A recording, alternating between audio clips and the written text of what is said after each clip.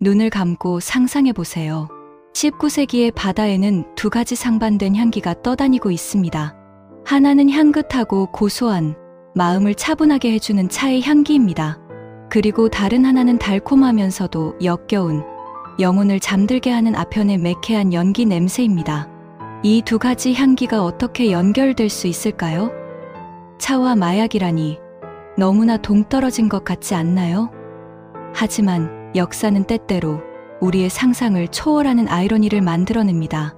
오늘 밤 우리는 이 두 가지 향기가 뒤엉켜 만들어낸 인류 역사상 가장 모순적이고 비극적인 전쟁터로 떠납니다. 가장 우아한 음료인 홍차를 마시기 위해 가장 추악한 마약인 아편을 팔아야 했던 아이러니, 동양의 늙은 제국과 서양의 젊은 제국이 정면으로 충돌했던 그날의 바다, 아편 전쟁의 이야기입니다. 이 전쟁은 단순한 군사적 충돌이 아니었습니다. 그것은 두 개의 세계관, 두 개의 문명이 부딪힌 거대한 지각 변동이었습니다. 그리고 그 충돌의 여파는 오늘날까지도 동아시아의 역사와 정치의 깊은 그림자를 드리우고 있습니다. 자, 이제 시간을 거슬러 올라가 봅시다. 18세기 말, 안개 자욱한 런던의 거리로요. 18세기 말, 영국 런던입니다. 안개가 자욱한 템스 강변의 저택에서 귀부인들이 모여 있습니다. 그들의 손에는 얇고 투명한 도자기 찻잔이 들려 있습니다. 오, 이번에 들어온 랍생소우총 향이 정말 좋군요. 설탕을 2스푼 넣으니 맛이 더 부드러워요.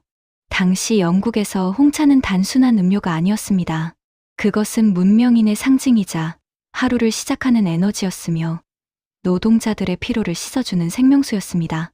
차가 영국에 처음 전해진 것은 17세기 중반이었습니다.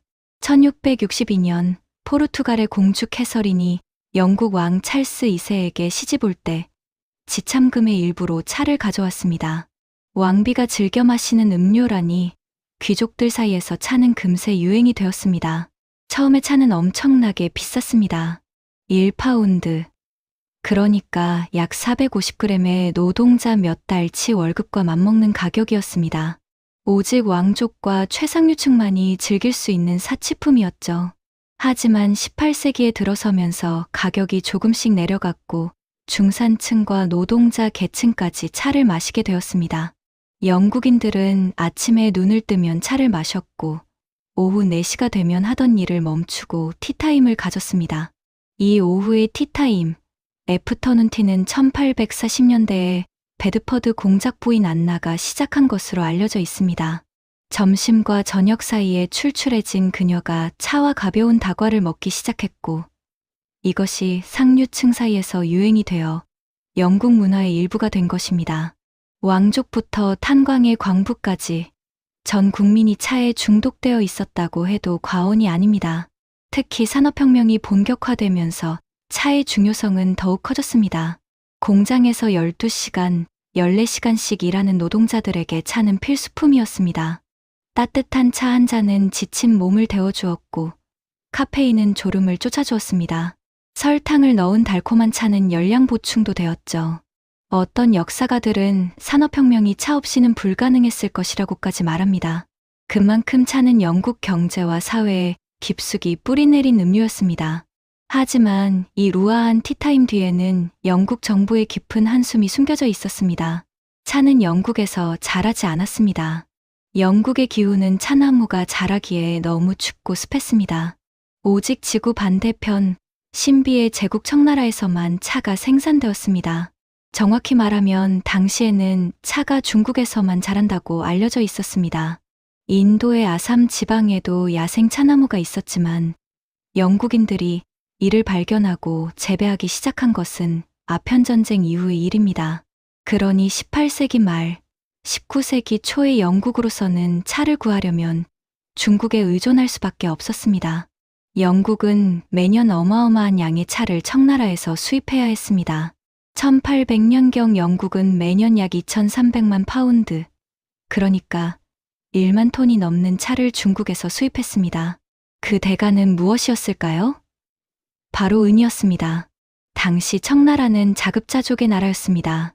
광활한 영토에 비옥한 땅, 풍부한 자원, 청나라는 세계 GDP의 3분의 1을 차지하는 초강대국이었습니다. 인구도 3억이 넘었습니다. 당시 영국 인구가 1천만 명 정도였으니 비교가 안 되는 규모였죠. 청나라 황제의 입장은 단호했습니다. 우리 천조 제국에는 없는 것이 없다. 너희 야만인들의 물건 따위는 필요 없다. 오직 은으로만 결제하라. 이것이 청나라의 공식 입장이었습니다. 영국 상인들은 모직물이나 피아노, 시계, 거울 같은 서양 물건을 팔아보려 했지만 청나라 사람들은 거들떠보지도 않았습니다. 모직물? 청나라에는 훌륭한 비단과 면직물이 있었습니다. 피아노? 청나라 궁정에는 이미 서양 악기들이 있었고 그것은 그저 신기한 장난감 정도로 여겨졌습니다. 시계? 걸륭제의 궁전에는 이미 수백 개의 서양 시계가 쌓여 있었습니다. 결국 영국은 멕시코나 페루, 볼리비아에서 캐낸 은을 싣고 가서 차와 도자기, 비단을 사와야 했습니다. 스페인이 아메리카 대륙에서 약탈해온 은이 유럽을 거쳐 결국 중국으로 흘러들어간 것입니다. 어떤 역사가는 이 시기를 전 세계의 은이 중국이라는 거대한 진공청소기에 빨려 들어간 시대라고 표현하기도 했습니다. 영국의 은 창고는 바닥을 드러내고 있었습니다. 무역 적자는 눈덩이처럼 불어났죠. 1800년경 영국은 매년 수백만 파운드 스털링에 해당하는 은을 중국에 지불하고 있었습니다. 이대로 가다간 나라 경제가 파탄날 지경이었습니다. 이대로 가다간 나라가 망하겠어. 황제에게 가서 단판을 지어야 해. 우리 물건도 좀 사달라고 무역 조건을 바꾸자고 말이야. 영국 국왕 조지 3세는 결단을 내립니다. 당대 최고의 외교관이자 귀족인 조지 맥카튼이 백작을 특사로 파견하기로 한 것입니다. 이것은 단순한 외교 사절이 아니었습니다. 대영제국의 미래가 걸린 중대한 미션이었습니다. 1792년 9월 영국의 포츠머스 항구입니다. 거대한 전열함 라이언 호와 두 척의 호위함이 닻을 올립니다. 맥카튼이 사절단 700명이 탑승했습니다. 외교관, 과학자, 화가, 음악가, 군인, 하인들까지 포함된 대규모 사절단이었습니다. 그들의 짐칸에는 청나라 황제의 마음을 사로잡을 최신식 선물들이 가득 실려 있었습니다. 천체 망원경, 태양계 모형인 천구에 증기기관 모형, 마차 정교한 시계, 기압계, 온도계, 그리고 최신식 대포까지 선물의 총 가치는 1만 5천 파운드가 넘었습니다. 당시 돈으로 어마어마한 금액이었죠. 이것은 단순한 선물이 아니었습니다. 봐라, 우리의 과학기술이 이렇게 뛰어나다. 우리와 무역을 하면 너희에게도 이득이다라는 무언의 시위였습니다. 영국은 자신들의 산업혁명 성과물을 과시하고 싶었습니다.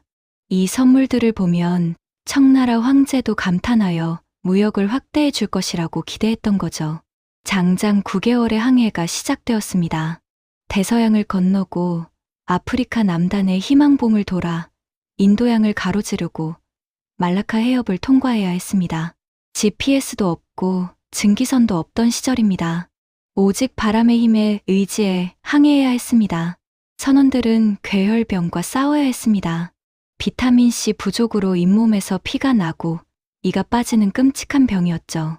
이 시기 영국 해군은 라임 주스를 선원들에게 지급하기 시작했는데 이것이 영국 해군의 별명이 라임이가 된 이유입니다. 1793년 여름 드디어 맥카튼이 사절단은 청나라의 천진 항구에 도착합니다. 기나긴 항해 끝에 드디어 목적지에 도착한 것입니다. 사절단은 기대에 부풀어 있었습니다. 하지만 그들을 맞이한 것은 환영 인파가 아니라 깃발 하나였습니다. 청나라 관리들이 맥카트니의 배에 꽂아놓은 깃발에는 이렇게 쓰여 있었습니다. 영공공사. 이것은 영국에서 조공을 바치러 온 사절이라는 뜻이었습니다. 청나라의 입장에서 영국은 그저 머나먼 바다 건너의 작은 오랑캐 나라에 불과했습니다. 황제를 아련하러 온 것이니 당연히 조공을 바치러 온 신하라고 생각했던 것이죠. 청나라의 세계관에서 천자, 즉 황제는 세상의 중심이었고 모든 나라는 천자에게 조공을 바치는 신하국이었습니다. 동등한 주권국가라는 개념 자체가 없었습니다. 첫 만남부터 두 제국의 세계관은 삐걱거리고 있었습니다.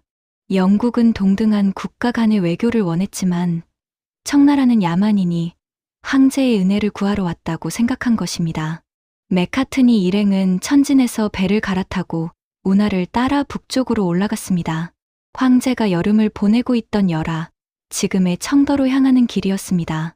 가는 길에 그들은 청나라의 풍경에 감탄했습니다. 끝없이 펼쳐진 논밭, 분주하게 오가는 사람들, 활기찬 시장.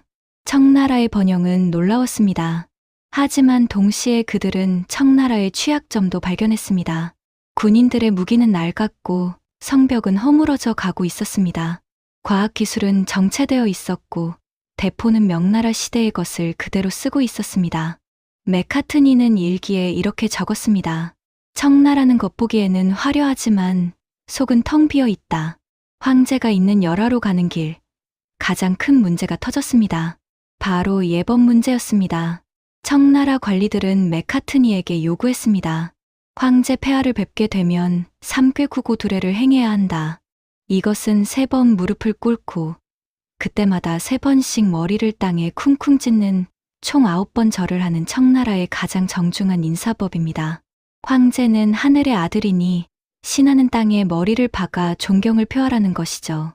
중국어로 이것을 코우토우, 즉 머리를 부딪힌다는 뜻으로 카우토우라고 합니다.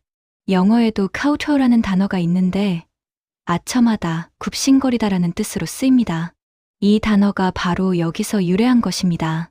자존심 강한 영국 귀족 맥카트니는 기겁했습니다. 뭐라고? 대영 제국의 대사가 오랑캐 황제에게 머리를 조아리라고? 내 무릎은 오직 신과 우리 국왕폐하 앞에서만 꿇을 수 있다. 그는 단호하게 거절했습니다. 나는 영국 국왕에게 하는 것처럼 한쪽 무릎만 꿇고 손등에 키스하는 정도면 충분하다고 본다. 청나라 관리들은 펄쩍 뛰었습니다. 미개한 오랑캐 같으니라고. 예의를 모르는데 어찌 황제 폐하를 뵙겠단 말이냐. 그들 입장에서는 당연한 반응이었습니다. 수천 년 동안 동아시아의 모든 사절들이 황제 앞에서 이 예를 행해왔는데 왜 영국만 예외가 되어야 한단 말입니까? 팽팽한 줄다리기가 며칠 동안 계속되었습니다. 협상이 결렬될 위기도 있었습니다. 결국 황제의 생일이라는 좋은 날이니만큼 맥카트니의 방식, 즉 한쪽 무릎 꿇기를 허용하기로 타협을 봅니다. 하지만 이 사건으로 인해 청나라 걸륭제의 심기는 이미 불편해져 있었습니다. 황제의 입장에서 보면 변방이 야만이니 감히 천자의 의뢰를 거부한 것입니다. 아무리 먼 길을 왔다고 해도 이것은 용납하기 어려운 무례였습니다. 드디어 아련의 날이 밝았습니다. 열하의 여름 궁전은 화려했습니다. 정원과 호수, 누각과 탑이 어우러진 아름다운 곳이었습니다. 그 한가운데 화려한 황금 용상에 80세의 노황제 걸륭제가 앉아 있었습니다. 걸륭제는 청나라의 전성기를 이끈 황제였습니다. 그는 60년 동안 재위하며 청나라를 역사상 최대 영토로 확장했습니다. 티베트, 신장, 대만을 정복했고 미얀마와 베트남에도 원정을 보냈습니다. 문화적으로도 황금기였습니다. 사고전서라는 거대한 백과사전 편찬 사업을 벌였고 예술을 장려했습니다. 그런 그의 앞에 선 맥카트니는 준비해 온 최신식 과학 선물들을 자랑스럽게 내놓았습니다. 천체 망원경으로 별을 관찰할 수 있고 이층기 기관은 물을 퍼올릴 수 있고 이 시계는 정확한 시간을 알려줍니다. 하지만 걸륭제의 반응은 시큰둥했습니다. 그는 망원경이나 시계를 그저 정교한 장난감 정도로만 여겼습니다. 중화 사상에 젖어있던 그들에게 서양의 기술은 기기응교, 즉 기이한 기교일 뿐 배울 만한 것이 아니라고 생각했던 겁니다. 사실 청나라 궁정에는 이미 서양 선교사들이 들어와 있었습니다. 예수의 선교사들이 천문학과 수학, 지도 제작 등에서 활동하고 있었죠. 이탈리아 출신의 화가 카스텔리오네는 서양화 기법으로 황제의 초상화를 그리기도 했습니다. 하지만 이런 서양 기술은 어디까지나 황제의 취미를 만족시키는 도구일 뿐 중국 문명에 필요한 것으로 여겨지지는 않았습니다. 맥카트니가 조심스럽게 무역 확대를 요청하는 국서를 올렸습니다. 주상 근처의 작은 섬 하나를 영국 상인들이 머물 곳으로 빌려주시고 광저우 외에 다른 항구들도 개방해 주십시오. 공정한 관세를 정하고 상인들이 자유롭게 거래할 수 있게 해 주십시오. 걸륭제는 코웃음을 쳤습니다. 그리고 역사에 남을 유명한 칙서를 내립니다. 천조는 땅이 넓고 물자가 풍부하여 없는 것이 없다. 너희 나라의 물건은 굳이 필요치 않다. 다만 너희가 우리 차와 도자기, 비단을 간절히 원하니 은혜를 베풀어 광저우에서의 무역은 허락하노라. 그러나 섬을 빌려달라거나 다른 항구를 개방하라는 요구는 들어줄 수 없다. 더 이상의 요구는 무례하니 당장 돌아가라. 완벽한 거절이었습니다. 맥카트니는 빈손으로 쫓겨나듯 영국으로 돌아가야 했습니다. 9개월 동안 바다를 건너고 황제를 만나기 위해 머리를 숙일 것인지 말 것인지 줄다리기를 하고 그 모든 노력 끝에 얻은 것은 아무것도 없었습니다. 하지만 맥카트니는 그저 실패만 하고 돌아온 것이 아닙니다. 그는 청나라를 면밀히 관찰했고 그 약점을 파악했습니다. 그가 남긴 일기에는 당시 청나라에 대한 냉철한 평가가 적혀 있습니다. 청나라는 낡은 그러나 덩치만 큰 1등 전함과 같다. 지난 150년 동안 유능한 선장들의 지휘로 이웃 나라들을 두렵게 해왔다. 하지만 능력 없는 자가 이끌게 된다면 그 배는 즉시 규율과 안전을 잃게 될 것이다. 배는 당장 침몰하지는 않겠지만 해안을 따라 표류하다가 결국 암초에 부딪혀 산산조각 날 것이다. 다만 그 잔해는 이웃 해안을 뒤덮을 만큼 클 것이다. 맥카트니의 예언은 놀랄 만큼 정확했습니다. 그로부터 50년 후 청나라는 정말로 암초에 부딪히게 됩니다. 대화로 풀 수 있었던 기회는 날아갔습니다. 이제 영국 상인들의 눈빛은 달라지기 시작했습니다. 말이 통하지 않는다면 다른 방법을 써야지. 그들이 찾아낸 다른 방법. 그것은 은 대신 청나라 사람들의 폐 속으로 불어넣을 검은 연기, 아편이었습니다. 아편이란 무엇일까요? 양귀비 열매에서 추출한 즙을 말린 것입니다. 양귀비는 아름다운 꽃을 피우지만 그 열매에는 치명적인 독이 들어 있습니다. 이 즙에는 모르핀이라는 성분이 들어 있는데 강력한 진통 효과와 함께 쾌감을 느끼게 해줍니다. 아편 자체는 수천 년 전부터 알려져 있었습니다. 고대 수메르인들도 아편을 알았고 그리스와 로마에서도 약으로 사용했습니다. 중국에도 7세기경 당나라 때 아랍 상인들을 통해 전해졌습니다. 처음에는 순전히 의약품이었습니다. 통증을 가라앉히고 설사를 먹게 하는 약으로 쓰였죠. 하지만 17세기 네덜란드 상인들이 아편을 담배와 섞어 피우는 방법을 동남아시아에 전파했습니다. 이것이 재앙의 시작이었습니다. 연기로 흡입하면 아편의 효과가 훨씬 빠르고 강하게 나타났습니다. 그리고 훨씬 더 쉽게 중독되었습니다. 당시 영국은 인도를 식민지로 지배하고 있었습니다.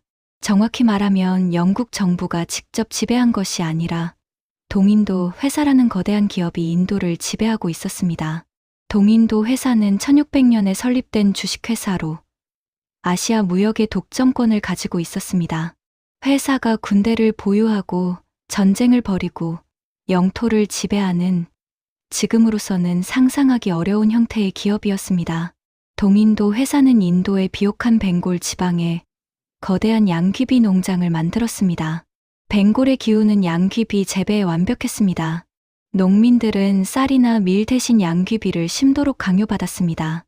동인도 회사는 아편 생산과 판매를 독점했고 품질을 엄격하게 관리했습니다. 마치 와인에 등급이 있듯이 아편에도 등급이 있었습니다. 벵골 아편은 최고급으로 쳐졌습니다. 그리고 그곳에서 생산된 최상급 아편을 중국으로 실어 날랐습니다. 이것이 그 유명한 삼각무역입니다. 영국은 인도에서 아편을 재배해 중국에 팔고 그 돈으로 중국의 차와 도자기를 사서 영국으로 가져갑니다. 영국에서는 면직물을 인도로 보내고요. 이 완벽해 보이는 돈의 순환고리 속에서 청나라는 서서히 죽어가고 있었습니다. 왜 영국은 직접 아편을 팔지 않고 인도 상인들을 통해 팔았을까요? 법적인 문제 때문이었습니다. 청나라에서는 아편 판매가 불법이었습니다. 옹정제 시절인 1729년에 이미 아편 판매 금지령이 내려졌고 이후에도 금지령은 계속되었습니다. 동인도 회사는 아편을 인도의 캘커타에서 경매에 붙였고 인도나 파르시족 상인들이 이것을 사서 중국으로 가져갔습니다. 영국은 형식적으로는 손을 씻은 것이죠. 처음에는 약으로 쓰이던 아편이 어느새 기호품으로 둔갑했습니다. 복수 또는 부용이라고 불리던 이 검은 진흙은 태우면 달콤하고 비릿한 연기를 내뿜습니다. 그 연기를 들이마시는 순간 고단한 현실은 사라지고 몽롱한 환각의 세계가 펼쳐집니다. 아편을 피우는 방법은 이랬습니다. 작은 등불 앞에 누워서 긴 파이프에 아편 덩어리를 올립니다. 불꽃으로 아편을 살짝 태우면 연기가 피어오르고 그것을 천천히 들이마십니다. 처음에는 편안한 이완감이 찾아옵니다. 모든 근심과 걱정이 사라지고 세상이 아름답게 느껴집니다. 꿈결 같은 환상이 펼쳐집니다. 아편의 중독성은 무서웠습니다. 처음에는 부유한 귀족과 상인들이 호기심으로 시작했습니다. 화려한 누각에 누워 긴 파이프로 연기를 뿜어내는 것이 유행처럼 번졌습니다. 아편골이라 불리는 흡연소가 도시마다 생겨났습니다. 하지만 곧 이 검은 유혹은 신분을 가리지 않고 퍼져나갔습니다. 과거 시험을 준비하던 선비들도, 밭을 갈던 농부들도, 심지어 나라를 지켜야 할 군인들까지 아편골에 들어누웠습니다. 중독되면 어떻게 될까요? 처음에는 하루에 한두 번 피우지만 점점 양이 늘어납니다. 아편이 없으면 온몸이 아프고 구토가 나고 견딜 수 없는 고통이 밀려옵니다. 금단 증상이죠. 이것을 피하려면 또 아편을 피워야 합니다. 악순환입니다. 심하게 중독된 사람들은 뼈만 앙상하게 남았습니다. 먹지도 않고 일하지도 않고 오직 아편만 피웠습니다. 가산을 탕진하고 집을 팔고 자식을 팔아서라도 아편을 샀습니다. 거리에는 아편에 취해 비틀거리는 사람들이 넘쳐났습니다. 당시 기록을 보면 참담하기 그지없습니다. 청나라의 병사들은 아편에 취해 활을 당길 힘조차 없었고 창을 들고 서 있을 수조차 없었습니다. 관청의 관리들은 업무 시간에도 아편을 피우느라 정신이 없었습니다. 황족들 중에서도 아편 중독자가 나왔다는 소문이 돌았습니다. 제국의 기둥이 속에서부터 썩어 들어가고 있었던 것입니다. 더 큰 문제는 경제 파탄이었습니다. 아편을 사려면 은이 필요했습니다. 이제 무역 수지가 역전되었습니다.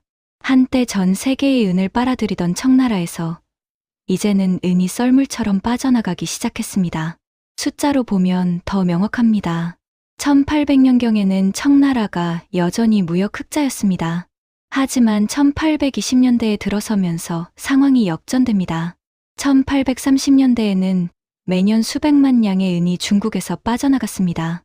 불과 몇십 년 전만 해도 전 세계의 은을 빨아들이던 은의 무덤 청나라가 이제는 은이 말라버린 황무지가 되어가고 있었습니다. 은값이 폭등했습니다. 청나라의 화폐 제도는 은과 동전의 이중 구조였습니다. 일상적인 거래에는 동전을 쓰고 큰 거래나 세금 납부에는 은을 썼습니다. 그런데 은이 귀해지니 은값이 치솟았습니다. 문제는 세금이었습니다. 농민들은 곡식을 팔아 동전을 받습니다.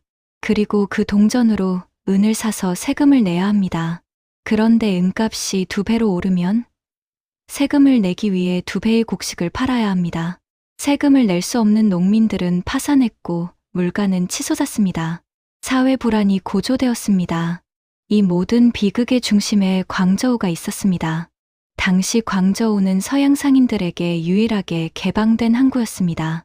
청나라는 이것을 일구통상, 즉 하나의 항구만 통하는 무역이라고 불렀습니다. 광저우 외의 항구에서는 서양인과의 거래가 금지되었습니다. 이곳에는 13행이라 불리는 서양식 상관들이 늘어서 있었습니다.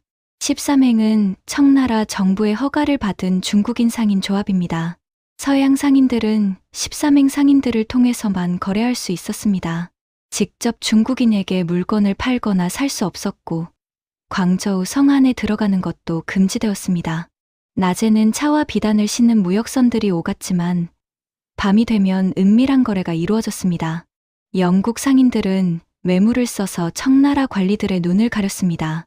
뇌물을 받은 관리들은 단속을 하는 척하다가 뒷돈을 챙기고 아편 배를 통과시켜 주었습니다. 아편 밀수의 방법은 교묘했습니다. 아편을 실은 배는 광저우 앞바다의 링딩 섬 근처에 정박했습니다. 그리고 중국인 밀수업자들이 작은 쾌속정을 타고 와서 아편을 받아갔습니다. 이 쾌속정들은 빠르고 기동성이 좋아서 단속선을 쉽게 따돌렸습니다. 관리들이 단속을 나와도 미리 뇌물을 주면 눈을 감아주었습니다. 광저우의 밤은 서양 상인들의 탐욕과 청나라 관리들의 부패가 뒤엉킨 검은 욕망의 도가니였습니다. 자금성의 황제 도광제는 분노했습니다. 도광제는 걸륭제의 손자로 1820년에 즉위했습니다. 그는 검소한 성격으로 알려져 있었습니다. 궁중의 사치를 줄이고 비용을 절감하려 노력했죠. 하지만 그의 노력에도 불구하고 나라의 상황은 점점 나빠지고 있었습니다. 상황은 심각했습니다. 황제의 친족들조차 아편에 손을 대고 있다는 소문이 돌았습니다. 군대의 전투력은 바닥으로 떨어졌습니다. 국고는 비어가고 있었습니다. 도광제는 신하들에게 물었습니다. 이 나라를 갉아먹는 저 검은 연기를 누가 끌 수 있겠는가? 아편 문제를 어떻게 해결해야 하느냐? 조정에서는 의견이 갈렸습니다. 일부는 아편을 합법화하자고 주장했습니다. 어차피 금지해도 밀수가 끊이지 않으니 차라리 세금을 매기고 국내에서 양귀비를 재배하는 게 낫지 않겠느냐는 논리였습니다. 하지만 반대 의견도 강력했습니다. 아편을 합법화하면 중독자가 더 늘어날 것이고 나라가 완전히 망할 것이라는 주장이었습니다. 백성들의 건강과 도덕을 어떻게 포기할 수 있느냐는 것이죠. 그때 한 남자가 앞으로 나옵니다. 그의 이름은 임칙서. 호광 총독으로 있던 그는 강직하고 청렴하기로 소문난 인물이었습니다. 호광 총독은 지금의 후베이성과 후난성을 관할하는 고위직이었는데 임칙서는 그곳에서 이미 아편 단속의 성과를 거두고 있었습니다. 임칙서는 1785년에 태어났습니다. 복건성 출신으로 젊은 나이에 과거에 급제하여 관직에 올랐습니다. 그는 청렴한 관리로 이름이 높았습니다. 뇌물을 받지 않았고 백성들의 편에 서서 일했습니다. 가는 곳마다 치수 사업을 벌여 홍수를 막고 소금 밀매를 단속하여 국고를 채웠습니다. 그는 황제에게 상소를 올립니다. 그 내용이 아주 서늘하고 비장합니다. 폐하, 지금 아편을 막지 못하면 몇십 년 후에는 나라를 지킬 군사도 없을 것이고 군사를 유지할 은도 한 푼 남지 않을 것입니다. 아편을 끊어야만 나라가 삽니다. 저에게 정권을 주신다면 반드시 이 문제를 해결하겠습니다. 도광제는 무릎을 쳤습니다. 그리고 임칙서를 흠차 대신 즉 황제의 특사로 임명하여 광저우로 보냅니다. 흠차 대신은 황제를 대신하여 이를 처리하는 정권 대사입니다. 생사여탈의 권한이 주어졌습니다. 전권을 위임받은 임칙서는 광저우로 떠나며 가족들에게조차 작별 인사를 하지 않았다고 합니다. 목숨을 걸고 이 문제를 해결하겠다는 비장한 각오였습니다. 그는 이렇게 말했습니다. 바다가 깨끗해지지 않으면 나는 돌아오지 않으리라. 1839년 3월 임칙서가 광저우에 도착했습니다. 아편 상인들과 부패한 관리들은 I don't blame you for living with this wish. Have been enough for you to stay.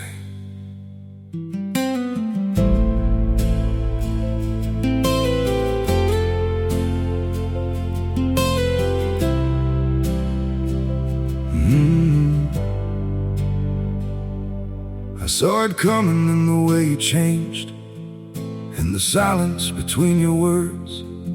Every I'm fine felt heavier than truth, like something breaking unheard. I tried to fix what I didn't understand, held on tighter as you slipped away. But love can't grow where it's already gone. 긴장했습니다. 여느 때처럼 뇌물을 좀 쥐어주면 적당히 물러갈 것이라 생각했습니다. 이전에도 단속 관리들이 왔다가 돈을 받고 눈을 감아준 적이 많았으니까요. 하지만 임칙서는 달랐습니다.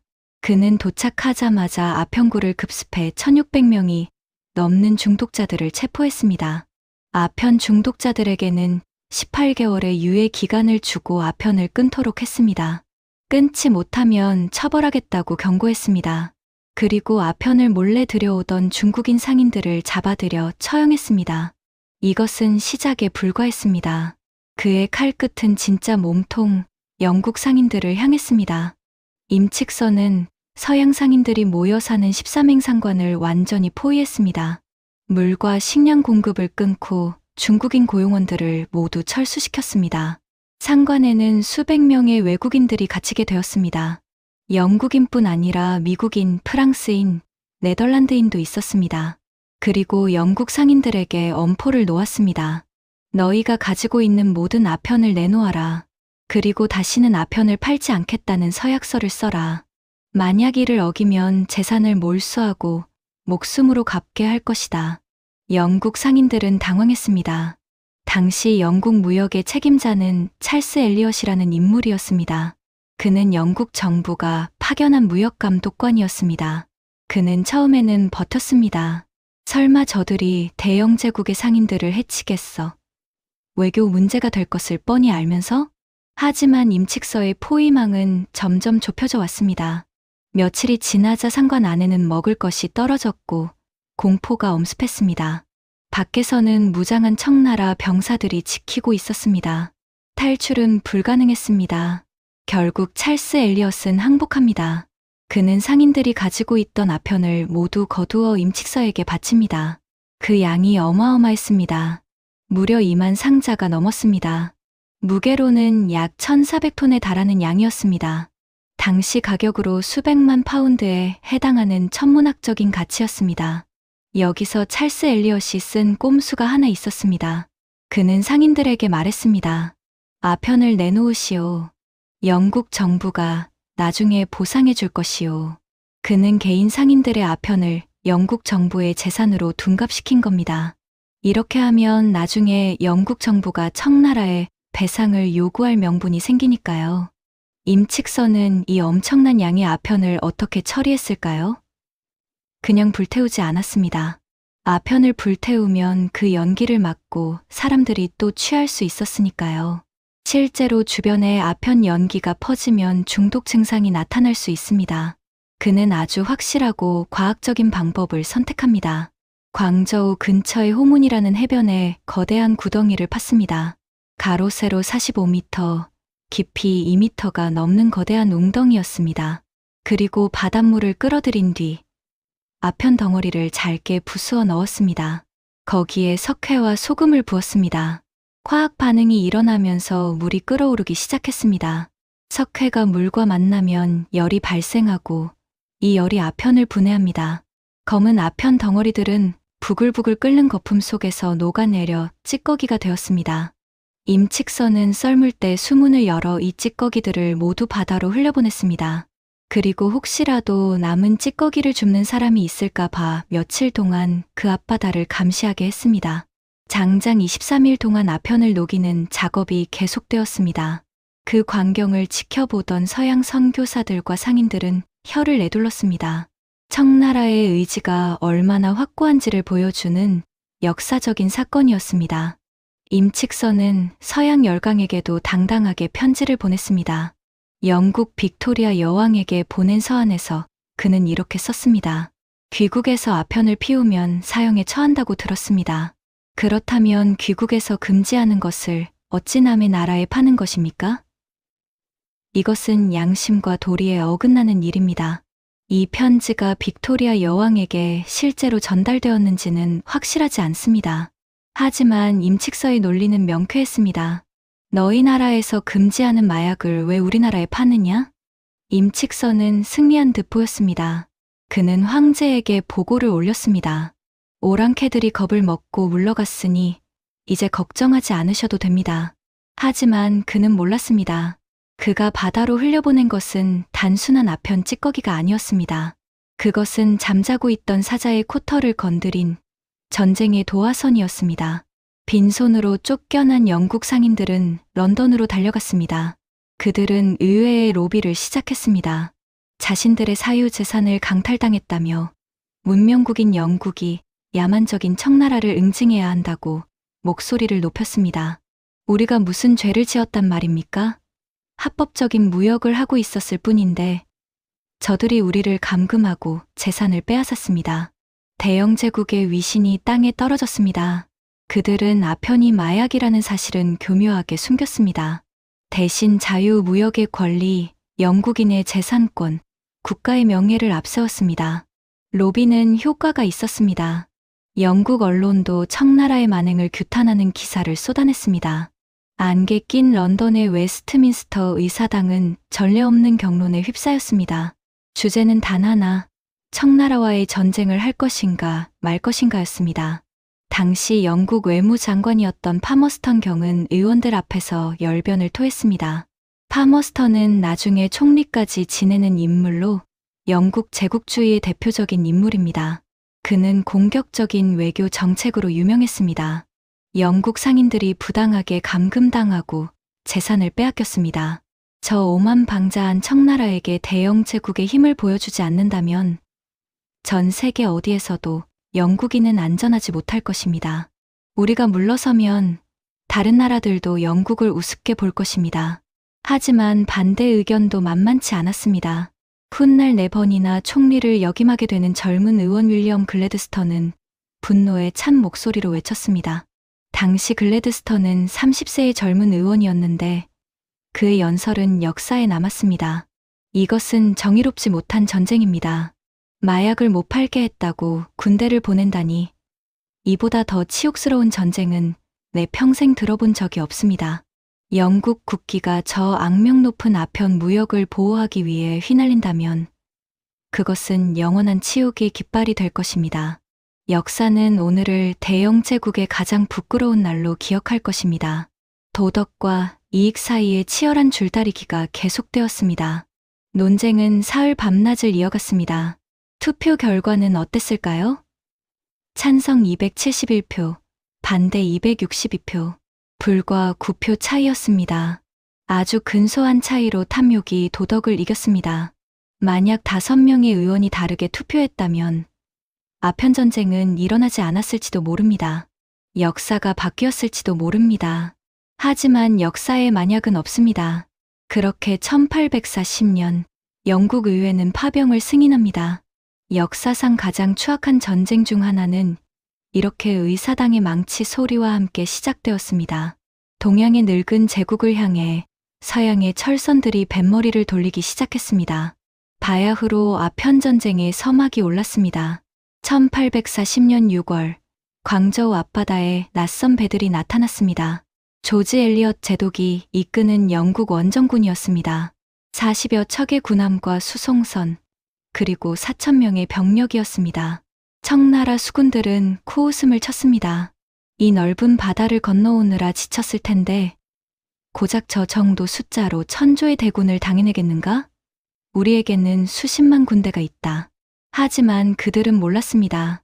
그 40척의 배 속에 인류 역사상 한 번도 본 적 없는 괴물이 숨어 있다는 사실을 말입니다. 그 괴물의 이름은 네메시스호였습니다. 네메시스, 그리스 신화에 나오는 복수의 여신의 이름입니다. 교만한 자에게 천벌을 내리는 신이죠. 이 불길한 이름의 배는 당시 최첨단 과학기술의 집약체였습니다. 인류 최초의 철제 증기 군함이 실전에 투입된 것입니다. 네메시스호는 동인도 회사가 비밀리에 건조한 배였습니다. 길이 56m, 폭 8.8m, 660마력의 증기 엔진을 장착했고 양옆에는 거대한 외륜, 그러니까 물레바퀴 같은 추진 장치가 달려 있었습니다. 선체는 철판으로 만들어져서 대포알을 맞아도 뚫리지 않았습니다. 당시 청나라의 배들은 어땠을까요? 청나라 수군의 주력은 정크선이었습니다. 정크선은 중국 전통 양식의 목조 범선입니다. 수백 년 전부터 써온 디자인 그대로였습니다.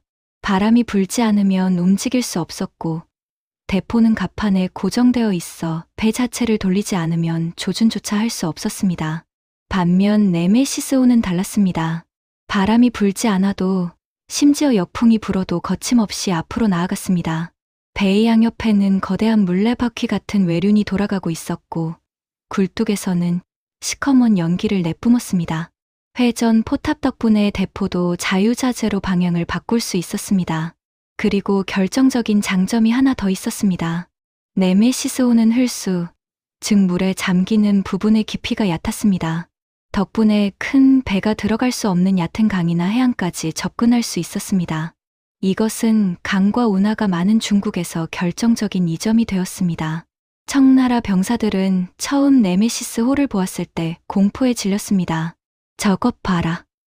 배에서 불이 났다. 아니, 연기를 뿜으며 스스로 움직인다. 저것은 배가 아니라 바다 괴물이다. 그들이 보기에 네메시스호는 쇠로 만든 피부를 가진 불을 뿜는 용처럼 보였을 겁니다. 당시 청나라 사람들은 증기선을 화륜선, 즉 불의 바퀴배라고 불렀습니다. 전투는 일방적이었습니다. 아니, 그것은 전투라기보다 학살에 가까웠습니다. 영국 함대의 대포는 사거리가 훨씬 길고 정확했습니다. 청나라의 대포가 미치지 못하는 거리에서 포격을 가했습니다. 회전식 포탑 덕분에 자유자재로 방향을 바꿔가며 포탄을 퍼부었습니다. 쾅하는 소리와 함께 청나라의 목선들은 산산조각이 났습니다. 특히 영국군이 사용한 콩그리브 로켓은 치명적이었습니다. 콩그리브 로켓은 영국 발명가 윌리엄 콩그리브가 개발한 초기 형태의 로켓포입니다. 붉은 불꼬리를 달고 날아가는 로켓은 청나라 함선을 순식간에 불바다로 만들었습니다. 나무로 만든 정크선은 불에 취약했습니다. 로켓 하나가 명중하면 배 전체가 화염에 휩싸였습니다. 병사들은 불타는 배에서 뛰어내렸지만 네메시스호는 얕은 물까지 쫓아와 기관총을 쏘아댔습니다. 네메시스호는 흘수가 얕아 수심이 낮은 강 안쪽까지 깊숙이 들어올 수 있었던 것입니다. 광저우의 입구인 호문 요새를 지키던 청나라의 제독 관천배는 용감한 장수였습니다. 그는 도망가는 병사들을 독려하며 끝까지 싸웠습니다. 자신의 몸에 수많은 파편이 박히고 피가 흘러내려도 그는 깃발을 놓지 않았습니다. 하지만 용기만으로 기술의 격차를 넘을 수는 없었습니다. 관천배는 결국 포탄에 맞아 장렬하게 전사합니다. 그의 죽음과 함께 호문 요새는 함락되었습니다. 청나라가 난공불락이라 자부하던 요새가 단 하루 만에 무너진 것입니다. 임칙선은 경악했습니다. 자신이 알던 세계가 무너져 내리는 순간이었습니다. 그는 서양 오랑캐들을 그저 무릎이 뻣뻣해 절을 못하는 야만인 정도로 생각했습니다. 청나라의 문화와 문명이 그들보다 우월하다고 믿어 의심치 않았습니다. 하지만 그 야만인들이 가져온 기계 문명은 수천 년 동안 동양을 지배해온 중화 질서를 종이장처럼 찢어버렸습니다. 임칙선은 뒤늦게 서양의 기술을 연구하기 시작했습니다. 서양 서적을 번역하게 하고 세계지리에 대한 책을 편찬했습니다. 하지만 때는 이미 늦었습니다. 분노한 도광제는 패전의 책임을 물어 임칙서를 파면하고 유배를 보냅니다. 나라를 구하려 했던 영웅이 하루아침에 죄인이 되어버린 것입니다. 임칙서는 신장의 황무지 일리로 유배되어 그곳에서 몇 년을 보내야 했습니다. 그리고 그 자리에 기선이라는 관리를 보냅니다. 기선은 임칙서와 달리 협상을 통해 적당히 무마하려 했습니다. 그는 영국과 비밀리에 협상을 시도했고 일부 조건에 합의하기도 했습니다. 하지만 이 협상은 황제의 승인을 받지 못한 것이었고 기선 역시 나중에 처벌을 받게 됩니다. 영국군은 이제 광저우에서 멈출 생각이 없었습니다. 그들은 깨달았습니다. 이 종이 호랑이는 덩치만 컸지 이빨이 없구나. 밀면 넘어진다. 영국 함대는 뱃머리를 북쪽으로 돌립니다. 황제가 있는 베이징과 더 가까운 곳, 그리고 청나라 경제의 숨통을 끊을 수 있는 곳으로 향합니다. 그들의 목표는 바로 양쯔강이었습니다. 대운하가 시작되는 양쯔강을 막아버리면 베이징으로 가는 식량과 세금이 끊기게 됩니다. 그것은 청나라의 목을 조르는 것과 같았습니다. 검은 연기를 내뿜는 철의 괴물들이 양쯔강을 거슬러 올라가기 시작했습니다.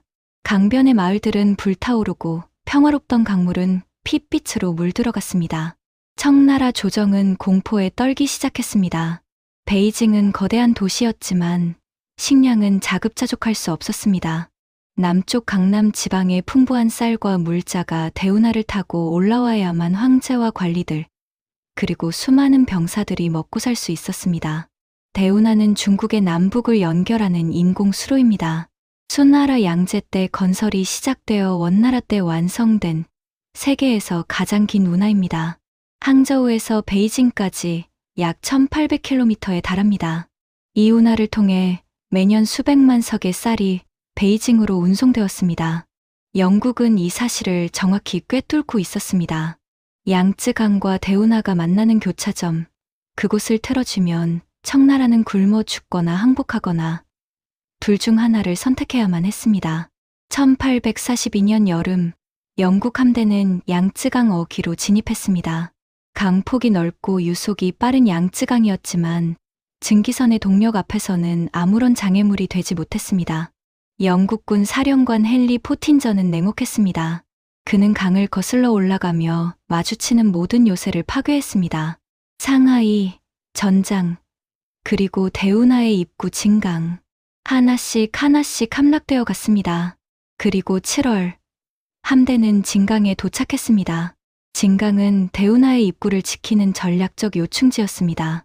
이곳이 뚫리면 베이징으로 가는 식량 보급로는 완전히 끊기게 됩니다. 청나라 조정도 이곳의 중요성을 알고 있었기에 정예부대인 만주 8기군을 배치해 두었습니다.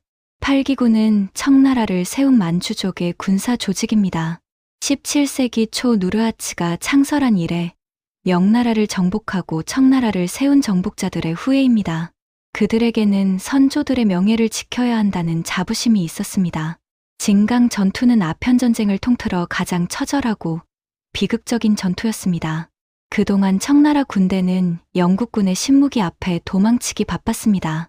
하지만 진강을 지키던 만주 8기군은 달랐습니다.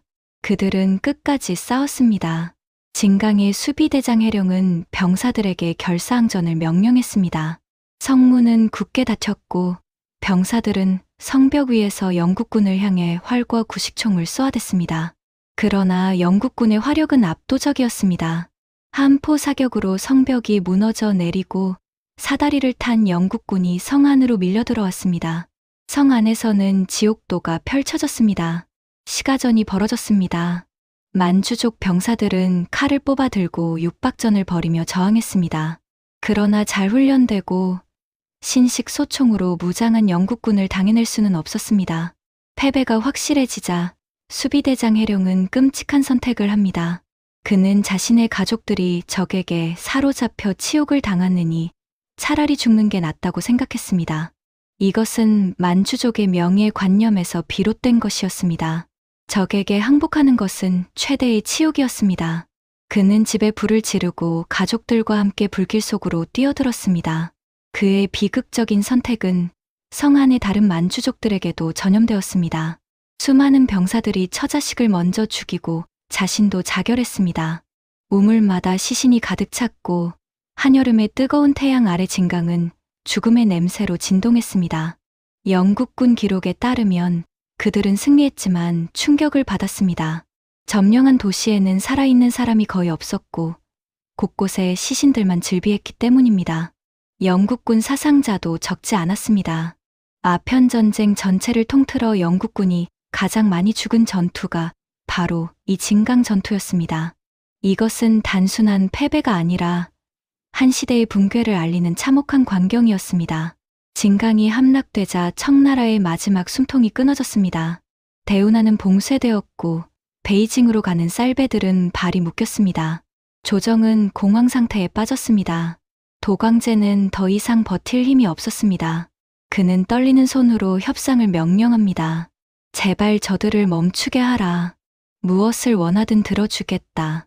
1842년 8월 영국 함대는 양쯔강을 따라 난징 앞바다까지 진격했습니다. 난징은 청나라 제2의 도시이자 강남의 중심지였습니다. 명나라의 첫 번째 수도이기도 했던 유서 깊은 도시입니다. 난징 성벽 아래 영국의 기암 코널리스 호가 거대한 위용을 뽐내며 정박해 있었습니다. 74문의 대포를 장착한 전열함이었습니다. 배 위의 대포들은 성벽을 겨누고 있었습니다. 8월 29일 찌는 듯한 더위 속에서 청나라 정권대사 기영과 일리포가 코널리스호에 올랐습니다. 기영은 황족 출신의 대신이었고 일리포는 양강 총독이었습니다.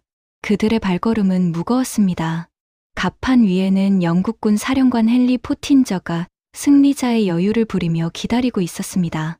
테이블 위에는 조약 문서가 놓여 있었습니다. 내용은 굴욕적이었습니다. 첫째, 청나라는 영국에게 홍콩 섬을 영원히 양도한다. 둘째, 광저우, 샤몬, 푸저우, 닝보, 상하이 등 5개 항구를 개방하여 자유로운 무역을 허용한다. 셋째, 전쟁 배상금과 몰수한 아편값으로 은화 2,100만 달러를 지불한다.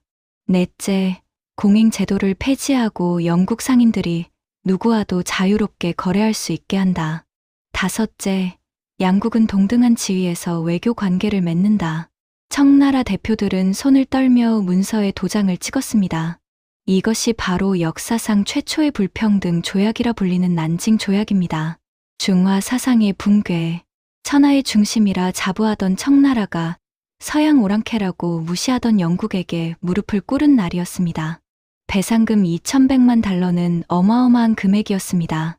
당시 청나라 연간 세수의 약 3분의 1에 해당하는 돈이었습니다. 이 돈을 갚기 위해 백성들은 더 가혹한 세금에 시달려야 했습니다. 이미 아편 때문에 경제가 피폐해진 상황에서 배상금까지 물어야 하니 민생은 더욱 악화되었습니다. 더 뼈아픈 것은 홍콩의 하량이었습니다. 당시 홍콩은 바위투성이의 척박한 섬에 불과했습니다. 인구도 몇천 명에 지나지 않았습니다. 청나라 관리들은 쓸모없는 땅 하나 떼어주는 셈 치고 넘겼을지도 모릅니다. 파머스턴 외무장관조차 처음에는 바위만 있는 쓸모없는 선비라며 실망했다고 합니다. 하지만 영국은 그곳을 동양 침략의 전초기지로 그리고 세계 금융의 중심지로 만들어 나갑니다. 홍콩은 자유무역항으로 발전했고 아시아 무역의 허브가 되었습니다. 20세기에는 세계 금융의 중심지 중 하나가 되었죠. 홍콩은 그렇게 155년 동안 영국의 깃발 아래 있게 됩니다. 1997년에야 중국에 반환되었습니다. 5개 항구의 개방도 큰 의미가 있었습니다.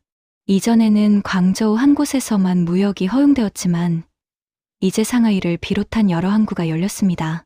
특히 상하이는 이후 중국 최대의 무역항으로 성장합니다. 하지만 그 번영은 중국인들을 위한 것이 아니었습니다. 외국인들이 치외법권을 누리며 조개지에서 살았고 중국은 자국 땅에서 이방인 취급을 받아야 했습니다. 난징 조약에서 주목할 점이 하나 더 있습니다. 조약문에 아편이라는 단어가 한 번도 등장하지 않는다는 것입니다. 아편 전쟁이라는 이름으로 불리는 전쟁인데 정작 조약에는 아편에 대한 언급이 없습니다. 아편 무역의 합법화도 금지도 명시되지 않았습니다. 결과적으로 아편 무역은 묵인되었습니다. 더 많은 아편이 밀려 들어왔고 더 많은 은이 빠져나갔습니다. 난징 조약이 체결되었다는 소식이 전해지자 늙은 제국은 깊은 탄식을 내뱉었습니다. 하지만 이것은 끝이 아니었습니다. 시작에 불과했습니다. 이빨 빠진 호랑이라는 것이 만천하에 드러나자 다른 서양 열강들도 하이에나처럼 달려들기 시작했습니다. 1844년에는 미국과 프랑스도 청나라와 조약을 체결했습니다. 미국은 왕샤 조약을, 프랑스는 황푸 조약을 맺었습니다. 이 조약들에는 최애국 조항이 포함되어 있었습니다. 청나라가 다른 나라에게 더 좋은 조건을 제공하면 자동으로 같은 조건이 적용된다는 것입니다. 이것은 청나라를 옥죄는 또 하나의 사슬이 되었습니다. 청나라는 이제 반식민지의 길로 들어서게 되었습니다. 완전한 식민지가 된 것은 아니지만 주권을 온전히 행사할 수 없는 상태가 된 것입니다. 백성들의 삶은 지옥으로 변해갔고 그 분노는 곧 내부를 향해 폭발하게 됩니다. 1850년대에는 태평천국의 난이라는 거대한 내전이 발발합니다. 홍수전이라는 인물이 이끈 이 반란은 14년 동안 계속되었고 수천만 명이 목숨을 잃었습니다. 역사상 가장 참혹한 내전 중 하나였습니다. 아편 전쟁의 패배로 약해진 청나라 정부, 피폐해진 경제, 분노한 민심, 이 모든 것이 태평천국의 난을 가능하게 한 배경이었습니다. 그리고 1856년부터 1860년까지 제2차 아편 전쟁, 혹은 에로우 전쟁이 발발합니다. 영국과 프랑스 연합군이 베이징까지 진격했고 청나라 황제는 수도를 버리고 도망쳐야 했습니다. 영국 프랑스 연합군은 원명원, 그러니까 황제의 여름 궁전을 약탈하고 불태웠습니다. 원명원은 청나라 황제들이 150년에 걸쳐 지은 거대한 궁전 단지였습니다. 동양과 서양의 건축 양식이 어우러진 아름다운 곳이었고 수많은 보물들이 소장되어 있었습니다. 영국군과 프랑스군은 3일 동안 이곳을 약탈한 후 불을 질렀습니다. 불은 사흘 밤낮 동안 타올랐습니다. 원명원 약탈은 중국인들에게 지울 수 없는 상처를 남겼습니다. 지금도 원명원의 폐허는 그대로 보존되어 있습니다. 국치를 잊지 말자는 의미입니다. 아편전쟁은 동아시아 역사의 분수령이었습니다. 수천 년 동안 세계의 중심이라 자부하던 중국이 서양 열강에게 무릎을 꿇은 사건. 이후 100년간 중국은 굴욕의 시대를 겪어야 했습니다. 중국인들은 이 시기를 백년국치, 즉 100년의 국가적 치욕이라고 부릅니다. 아편전쟁의 교훈은 무엇일까요? 첫째, 기술의 중요성입니다. 청나라는 문화적으로 자신들이 우월하다고 믿었습니다. 서양의 기술을 기이한 장난감이라며 무시했습니다. 하지만 그 장난감들이 제국을 무너뜨렸습니다. 열린 마음으로 다른 문명의 장점을 배웠어야 했습니다. 둘째, 부패의 대가입니다. 청나라가 무너진 것은 영국의 대포 때문만이 아니었습니다. 안에서부터 썩어 있었습니다. 관리들의 부패, 군대의 기강해이, 황실의 안일함, 이런 것들이 쌓여서 결국 제국을 무너뜨렸습니다. 셋째, 마약의 해악입니다. 아편은 개인뿐 아니라 사회 전체를, 심지어 나라까지 망하게 할 수 있다는 것을 보여주었습니다. 오늘날에도 마약 문제는 전 세계적인 사회 문제입니다. 그리고 마지막으로 역사의 아이러니입니다. 차 한 잔을 마시기 위해 시작된 무역이 마약 전쟁으로 이어지고 결국 문명의 충돌로 번졌습니다. 오늘날 우리가 마시는 홍차 한 잔에는 이런 쓰라린 역사가 녹아 있습니다. 물론 차 자체에는 아무런 죄가 없습니다. 하지만 그 차를 둘러싼 인간의 탐욕과 오만, 그리고 무지가 어떤 비극을 낳았는지는 기억할 필요가 있습니다. 임칙선은 유배지에서도 나라를 걱정하며 서양을 연구했습니다. 그는 이렇게 말했습니다. 적을 알고 나를 알면 100번 싸워도 위태롭지 않다. 손자병법의 구절입니다. 하지만 청나라는 적을 알지 못했고 자신도 알지 못했습니다. 역사는 반복된다고 합니다. 하지만 같은 실수를 반복하지 않을 수 있는 것도 인간입니다. 아편전쟁의 역사를 돌아보는 것은 과거의 실수에서 교훈을 얻기 위해서입니다. 오늘 밤 혹시 차 한 잔을 드신다면 그 향긋한 차 향기 속에 담긴 역사의 무게를 잠시 생각해 보시는 것은 어떨까요?